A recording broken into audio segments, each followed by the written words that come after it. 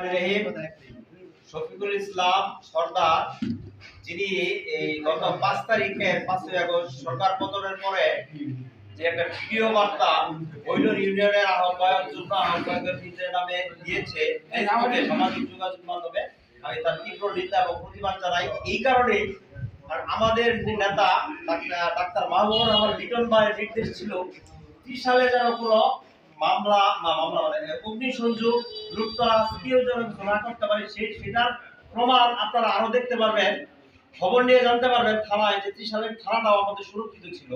বিএনপির কোনো লোক কোনো লুটতরাজ, অগ্নিসংযোগ, বাড়িঘর ভাঙচুর কোনো কিছু এগুলা করে না। এগুলো সম্পূর্ণ মিথ্যা এবং বানোয়াট, এগুলার কোনো ভিত্তি নাই। এটা আপনি সাধারণ জনগণ, আপনি সরজমিনে অনেক কিছু দেখছেন, অনেকের কাছে জানছেন, এগুলো বানোয়াট। আমরা বরঞ্চ তার শফিকুল ইসলাম সরদারের নামে 2টা মামলা আছে, অবিলম্বে তাকে গ্রেফতারের জোর দাবি জানাচ্ছি।